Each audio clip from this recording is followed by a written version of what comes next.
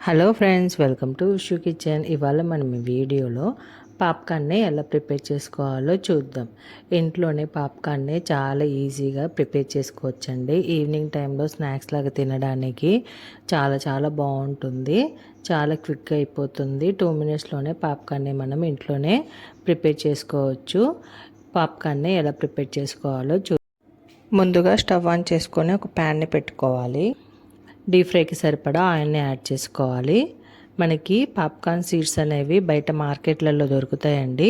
ఇవి పాప్కార్న్ సీడ్స్ని ఇట్లా వేసుకొని వీటిని మంచిగా కలుపుకోవాలండి. ఒక 2 మినిట్స్ పాటు రోస్ట్ చేసుకోవాలి వీటిని.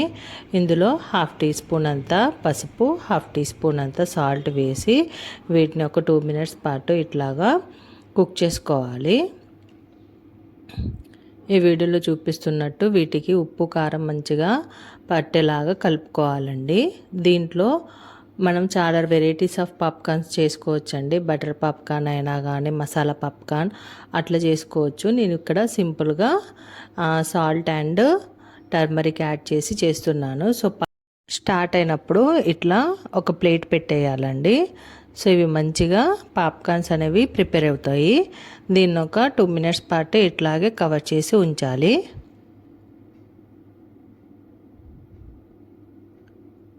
సో అన్నీ మంచిగా పాప్ అవుతున్నాయి.